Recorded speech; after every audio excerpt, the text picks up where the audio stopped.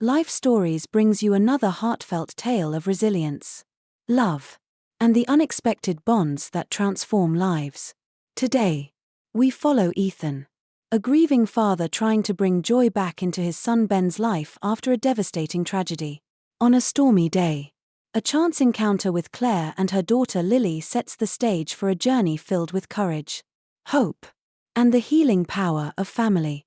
Don't miss this inspiring story of how kindness can spark a new beginning.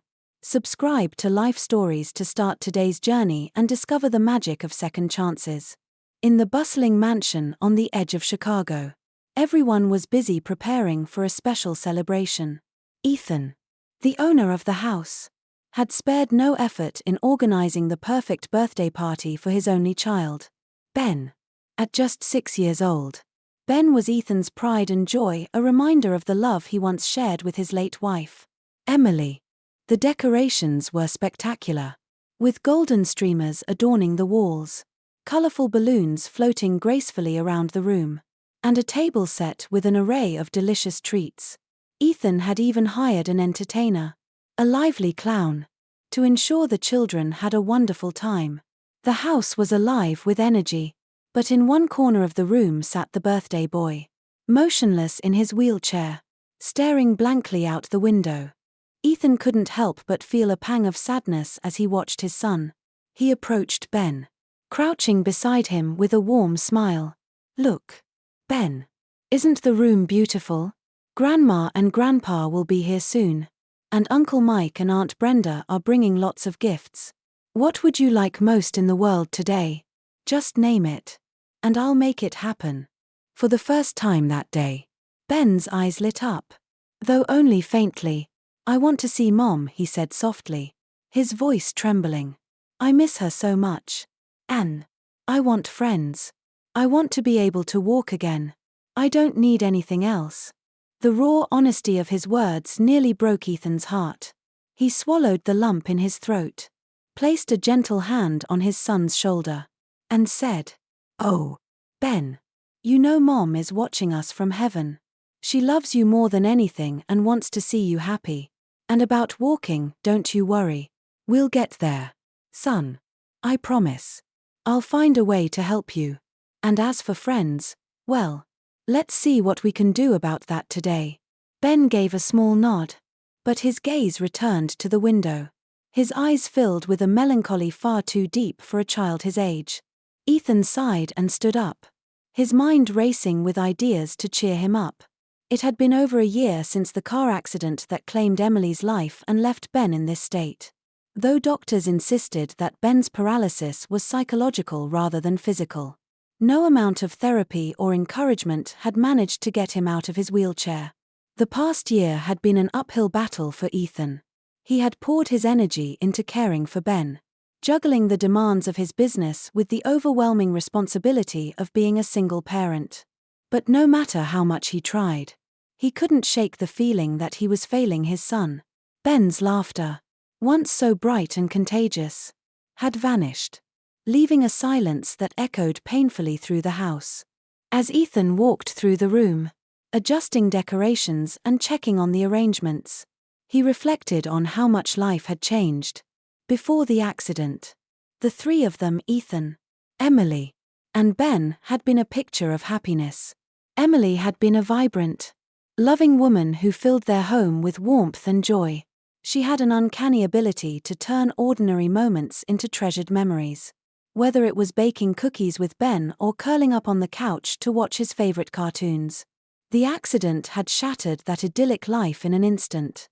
Ethan could still remember the phone call, the cold hospital hallway, and the unbearable sight of his wife lying lifeless on a stretcher. He had tried to stay strong for Ben, but the weight of his own grief often left him feeling paralyzed. Just like his son. "Dad." Ben's voice broke Ethan's train of thought. "Yes, buddy. Do you think Mom knows it's my birthday?" Ethan knelt beside him again and nodded firmly. "She absolutely knows. And I bet she's sending you all her love from heaven. She'd want you to have the best birthday ever, Ben. So let's make it happen." "Okay." Before Ben could respond, the doorbell rang. signaling the arrival of the first guests. Ethan straightened up, determined to make the day as special as possible for his son.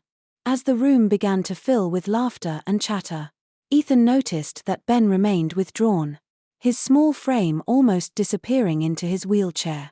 The clown's antics, the cheerful music, and the colorful decorations seemed to have no effect on him. Ethan's heart ached as he watched his son struggle to find joy on a day meant to celebrate his life. What Ethan didn't know was that fate had other plans in store for them. Outside, in the pouring rain, a woman and her young daughter stood shivering on the porch, completely unaware that their lives were about to intertwine with his in the most unexpected and profound way. The rain had been relentless all afternoon, drumming against the windows of the bustling mansion and soaking the streets of Chicago. Just a few blocks away, on the steps of a small convenience store, Claire stood huddled with her daughter, Lily, at 6 years old. Lily was a bright and lively child, but the chill of the storm had reduced her to shivers. Wrapped in an old jacket, she clung to her mother, her small hands red with cold. Claire, wearing a thin scarf and a worn-out coat, tried her best to shield her daughter from the biting wind. She had planned to catch a bus home to their small town outside the city, but the storm had thrown their day into chaos. The buses were running late, and the store security guard had asked them to leave when the place became too crowded. Now, stranded in the cold, Claire's hope of getting home safely seemed to dwindle by the minute. "Mommy, I'm so cold," Lily said, her teeth chattering as she snuggled closer. "I know, sweetheart," Claire replied, pulling Lily tighter against her. "We'll be okay. The bus will come soon." Just then, a man stepped out of the store, holding several bags of supplies. He was tall, with kind eyes and an air of quiet strength. As he turned to face the storm, he noticed Claire and Lily on the porch. Something about the sight stopped him in his tracks. Perhaps it was the way Claire's face, pale and drawn, radiated determination despite her obvious discomfort. Or perhaps it was the way Lily's innocent eyes looked up at her mother, trusting her completely. Ethan couldn't just walk away. He approached them, his voice gentle but firm. "Excuse me. You and your daughter must be freezing. Please, take this." He reached into his wallet and handed Claire a large bill. "Get yourselves something warm to eat and wait inside until the storm eases. It's not safe to be out here." Claire hesitated, her pride warring with her need to care for Lily. "Thank you," she said finally, her voice barely above a whisper. "But we're not homeless. We just missed our bus. My name is Claire, and this is my daughter, Lily." Ethan nodded. "I understand. But you can't wait out here in this weather. Let me help." As they spoke, an idea formed in Ethan's mind. He looked at Lily, her little face peeking out from under her damp hat, and then thought of Ben, sitting at home, longing for a friend. "What if I invited you to my son's birthday party?" Ethan asked suddenly. "It's just a few blocks away. My boy, Ben, would love to have someone his age to play with. You could warm up, have something to eat, and then I'll call a cab to take you home once the storm clears." Claire blinked in surprise. "A birthday party? Are you sure? We don't even know you. I wouldn't want to intrude." Ethan smiled. "You wouldn't be intruding. Ben's been going through a rough time, and I think meeting Lily could really cheer him up. Please. It would mean a lot to us." Lily tugged at her mother's sleeve, her eyes wide with excitement. "Can we? Mommy, please. I want to go to the party." Claire hesitated for a moment longer before nodding. "All right. Thank you for inviting us." Ethan quickly gave Claire the address and the access code to his home. "My nanny will let you in. I just need to pick up my parents. But I'll meet you there shortly. Please, make yourselves comfortable." With that, Ethan hurried off, leaving Claire and Lily standing on the porch, their spirits lifted by his kindness. As they made their way to the mansion, Claire couldn't help but feel a strange sense of hope. As though the storm had brought them more than just rain, it had brought them a chance at something unexpected. When they arrived, the warmth of the mansion embraced them immediately. The nanny, a kind woman named Melissa, welcomed them with a smile and led them into the living room, where the party was already in full swing.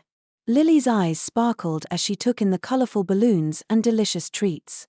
But it was Ben, sitting quietly in his wheelchair, who caught her attention. Without hesitation, she walked over to him and said, "Hi, I'm Lily. Want to play?"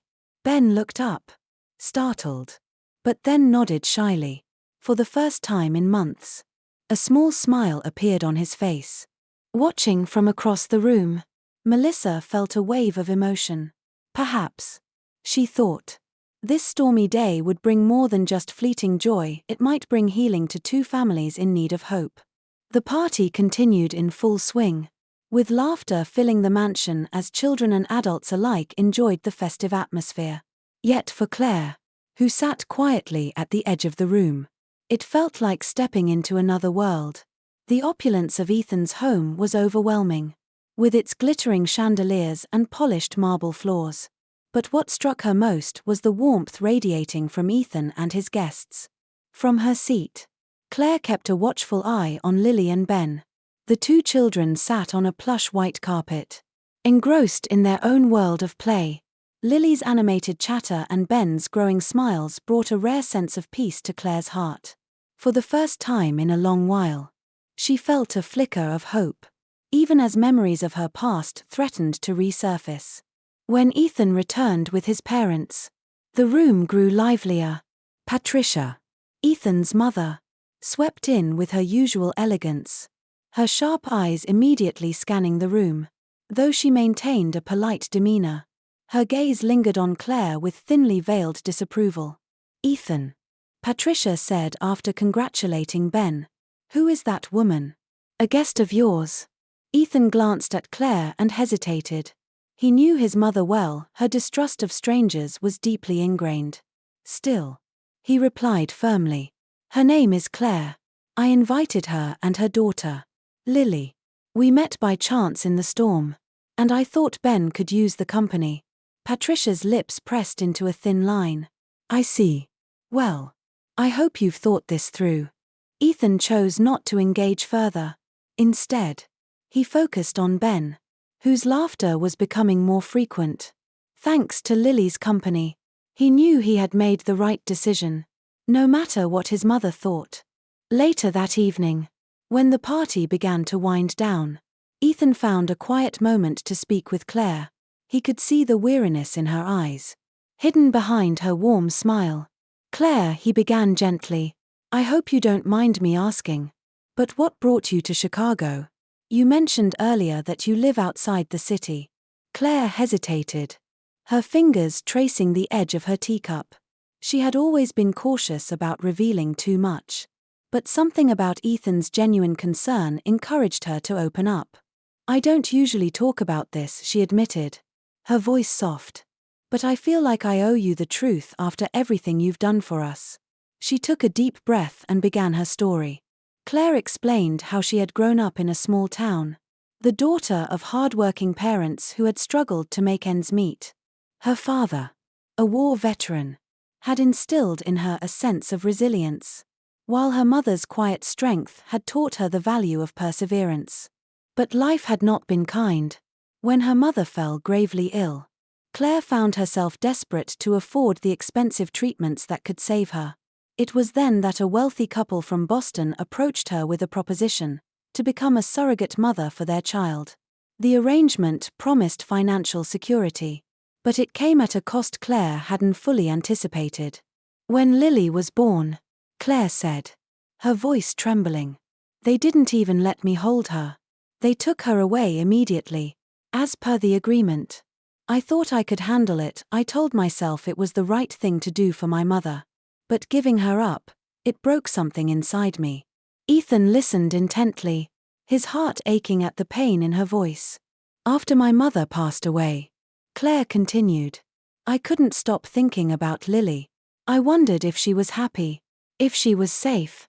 A week ago, I finally decided to visit the couple's home in Boston, just to catch a glimpse of her. But when I got there, her voice faltered. And she looked away. What happened? Ethan asked gently. Claire's eyes filled with tears. I found them dead. The couple had been murdered. And Lily was alone, crying in a closet. I panicked. I didn't know what to do. All I could think was that I couldn't leave her there. So, I took her and fled. Ethan was stunned. The weight of Claire's confession hung heavily in the air. He reached out and placed a reassuring hand on hers. You did what any mother would do, he said firmly. You protected your daughter. Claire's eyes searched his face for judgment but found only compassion. For the first time in a long while, she felt a glimmer of hope that she wasn't alone in her fight. Little did either of them know. Their encounter was about to draw them into a web of danger and intrigue that would test their courage, love, and faith in one another. The night was eerily quiet as Ethan parked his car outside Claire's modest home on the outskirts of a small Illinois town. The rain had subsided, but the air still carried the chill of the storm. He had come to check on Claire and Lily, worried about their safety after hearing her harrowing story. The house was old but well maintained, with light spilling out from its windows, casting a warm glow against the damp earth. As Ethan approached the door, a shadow flitted past one of the windows, and a low growl echoed from the yard. A large dog, old but alert, watched him with cautious eyes. Ethan paused, sensing the tension in the air. Before he could knock, the door creaked open, and Claire appeared, her face pale and drawn. Ethan, she said, her voice barely audible. What are you doing here? I wanted to make sure you and Lily were okay, he replied, stepping inside. You've been through so much, and I couldn't just leave without knowing you're safe.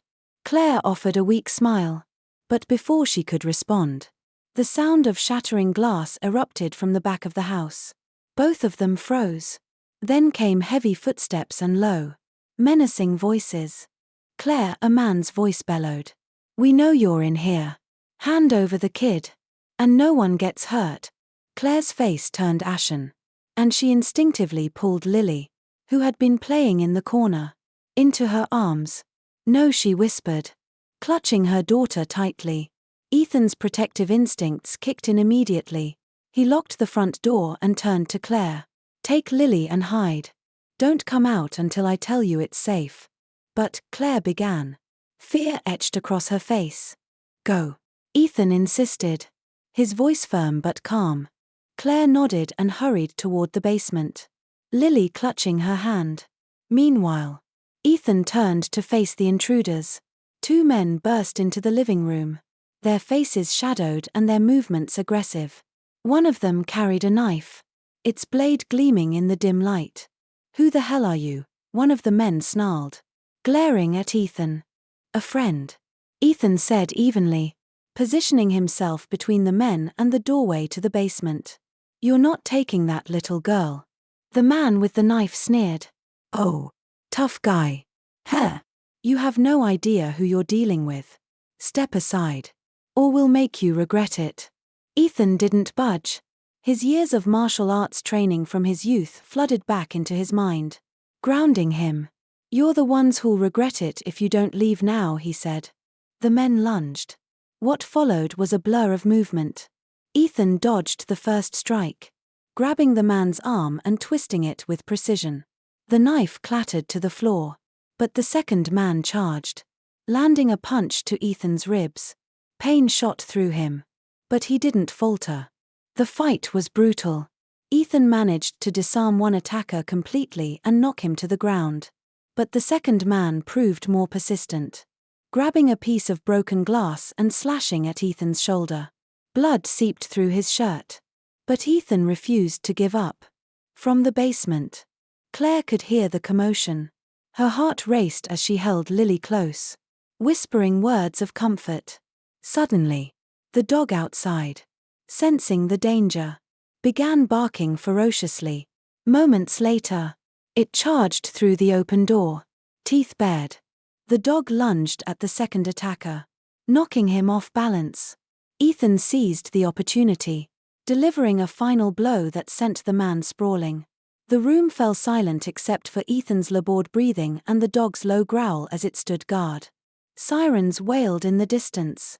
Drawing closer, the neighbors, alarmed by the noise, had called the police. Claire emerged cautiously from the basement, her eyes widening as she took in the scene. Ethan, bloodied but standing, gave her a reassuring nod. "It's over," he said, his voice steady despite the pain. The police arrived moments later, arresting the intruders and taking statements from Ethan and Claire. As the chaos subsided, Ethan slumped onto a chair, clutching his injured shoulder.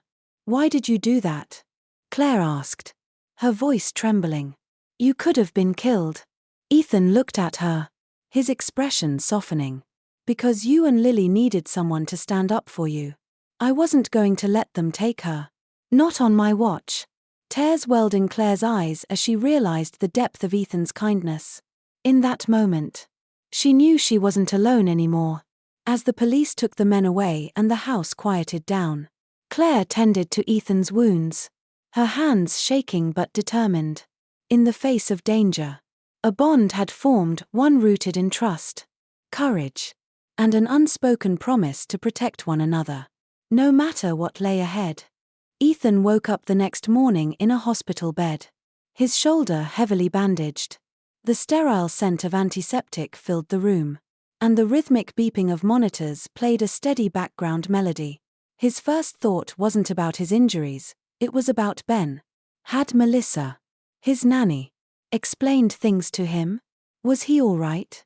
Just as these thoughts swirled in his mind, the door opened, and Claire entered quietly, her face pale but determined. She carried a small bouquet of daisies and set them on the bedside table. "Good morning," she said softly, her voice edged with guilt. "Claire," Ethan said, his voice rough but warm. "You didn't have to come. How's Lily?" "She's okay," Claire replied, sitting in the chair beside him. "She's with Melissa and Ben. They've been keeping each other company."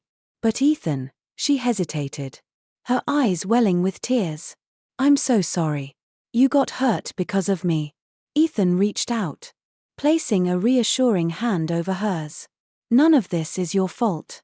You did what any mother would do, protected your child. I'd do the same for Ben in a heartbeat. Don't blame yourself." Claire looked down, her fingers tracing the edge of the chair. I feel like I've brought nothing but trouble into your life. First the party, now this. Maybe it would be better if Lily and I left before things get worse." Ethan shook his head firmly. "No, Claire. If anything, you and Lily have reminded me of what really matters. Seeing Ben smile again, watching him connect with Lily, that's worth everything. You're not leaving. We're going to get through this together." Their conversation was interrupted by a knock at the door. A tall, sharply dressed man entered the room, carrying a briefcase. "Mr. Brooks," he said, addressing Ethan. "Yes. My name is Wayne Carter. I'm the attorney you hired," he said with a professional yet approachable tone. "I've been reviewing Claire's case, and I believe we have a solid path forward." Claire sat up straighter, hope flickering in her eyes. "What do you mean?" Wayne opened his briefcase, pulling out a stack of documents. "First, we've arranged for a DNA test to confirm your biological connection to Lily. If the results are as we expect, it will solidify your claim as her mother. That alone will carry significant weight in court." Claire's breath hitched. "And what about the murder charges? The police think I was involved." Wayne nodded, his expression serious. "That's where it gets tricky. We need to prove you had no motive to harm the couple and that your presence at the scene was purely coincidental. Fortunately, Ethan's testimony and the police reports from the break-in will help establish your innocence. We're also looking into other leads." "Other leads?" Ethan asked, frowning. "Yes," Wayne replied. "I've been investigating Roger, the deceased couple's cousin. He had a clear financial motive to harm them and gain control of their estate. His actions at Claire's house only strengthen our case against him. With the evidence we're gathering, I'm confident we can expose the real culprit." Claire exhaled deeply, relief mingling with apprehension. "I don't know how to thank you." "Don't thank me yet," Wayne said with a small smile. "There's still work to do. But I believe we can win this." Over the next few weeks, Wayne worked tirelessly to gather evidence. The DNA test confirmed that Lily was indeed Claire's biological daughter. Investigators discovered that Roger had poisoned the couple's drinks with a substance intended to cause respiratory failure, and he had planned to take custody of Lily to gain full control of the family estate. When confronted with the evidence, Roger broke down during questioning and confessed to the murders. "It was supposed to be simple," he said bitterly. "Kill them, take the girl, and inherit the fortune. But Claire ruined everything." With Roger's confession and the mounting evidence, the charges against Claire were dropped.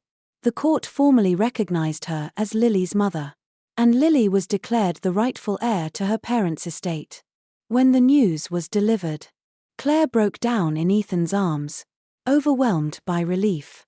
"I can't believe it," she whispered. "Lily and I finally have a future." Ethan smiled, his hand gently brushing a tear from her cheek. "You fought so hard, Claire. You deserve this. Both of you."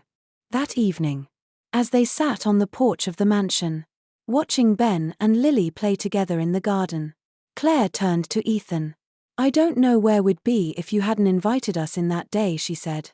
Ethan's gaze softened. "Sometimes, life brings people together for a reason. I'm just glad you and Lily found your way to us." For the first time in years, Claire felt a sense of belonging. The storm that had brought them together now seemed like a distant memory, and in its place was the quiet promise of a brighter tomorrow. The weeks that followed brought a new sense of normalcy to Ethan's household, though normal now meant something more vibrant and full of life. The mansion, once quiet and heavy with grief, echoed with laughter and the joyful chatter of two children who had quickly become inseparable. Ben, now walking with growing confidence, rarely used his wheelchair anymore. His bond with Lily had given him a renewed sense of purpose. They spent their days playing hide-and-seek in the sprawling garden, building elaborate pillow forts in the living room, and sharing stories over dinner. The spark in Ben's eyes had returned, and it was brighter than ever. Claire had also settled into her new life with an ease that surprised even herself. At first, she worried about how she would fit into this world of polished marble floors and high society expectations. But Ethan's kindness and the genuine affection of his son eased her doubts. One afternoon, as Claire stood in the kitchen helping Melissa prepare lunch, Ben came rushing in with Lily close behind. "Mom, look what we found," he exclaimed, holding up a small bird with a broken wing. Claire paused, her heart swelling at the word mom. Though Ben wasn't her biological child, he had started calling her that with the same ease and trust as Lily did. "What should we do with it?" Lily asked, her big brown eyes full of concern. Claire crouched down to their level, examining the bird. "We'll help it heal," she said with a smile. "Just like we help each other." She showed them how to gently wrap the bird's wing and place it in a makeshift nest. Watching the children care for the tiny creature, Claire felt a deep sense of contentment. Ethan arrived home later that evening, bringing with him the same energy that had endeared him to everyone around him. After greeting Claire and the kids, he leaned against the kitchen counter, observing the peaceful scene. "You know," he said, "this place feels so different now. It feels alive again." Claire glanced at him, her cheeks tinged with warmth. "That's because of you, Ethan. You opened your home to us when you didn't have to." He smiled, reaching out to tuck a strand of her hair behind her ear. "Maybe. But I think you and Lily brought the life back into it." Their moment was interrupted by the sound of Lily's giggles as Ben chased her through the hallway, their laughter filling the house. That night, after the children had gone to bed, Claire and Ethan sat together on the porch, watching the stars. The soft hum of crickets and the cool breeze created a serene backdrop. I've been thinking. Ethan began, his voice low and thoughtful. We've come a long way since that rainy day. And I've realized something. Claire tilted her head. Curious. What's that? I don't want this to end, he said, turning to face her. I don't want to go back to the way things were before you and Lily came into our lives. I want us to be a family. Claire. A real family. Claire's breath caught in her throat. The sincerity in his eyes. The way he spoke with such certainty melted any doubts she had left. I want that too, she whispered. Ethan reached for her hand, holding it tightly. Then let's make it official. Stay. For good. You, Lily, Ben, and me, together. Tears welled in Claire's eyes. But they were tears of joy. I'd like nothing more. From that moment on, their lives began to weave together even more tightly. Claire started helping Ethan with his business, using her eye for detail to contribute new ideas. Lily and Ben became known as the dynamic duo in their neighborhood, always seen together, radiating happiness. Ethan's parents, initially hesitant about Claire, grew to love her and Lily. Patricia, ever the pragmatist, even admitted one evening, "You know, Ethan, I might have misjudged her. She's good for you and for Ben." Ethan grinned. "Don't worry, Mom. I already knew that." Months later, as the family gathered in the garden to celebrate Ben's 7th birthday, Ethan watched Claire laughing with the children, her face glowing with happiness. He felt a profound sense of gratitude for the twists of fate that had brought them together. What began as a stormy encounter on a rainy day had transformed into a story of love, resilience, and the healing power of connection. Ethan knew life would bring its challenges, but he also knew one thing for certain: with Claire, Ben, and Lily by his side, they could weather any storm. As the sun set over the lively mansion, the sounds of laughter echoed through the garden.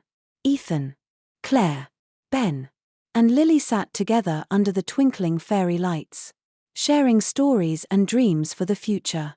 What had begun as a chance meeting on a stormy day had grown into an unshakable bond of love and family. Through courage, kindness, and resilience, they had all found healing and a fresh start. Ethan looked at Claire, her eyes sparkling with happiness, and whispered, "We've come so far together. This is just the beginning." She smiled, holding his hand tightly, knowing their journey was far from over but filled with promise. If you enjoyed this heartwarming story, don't forget to subscribe to Life Stories for more inspiring and emotional tales. Stay tuned for our next video, because everyone has a story worth sharing.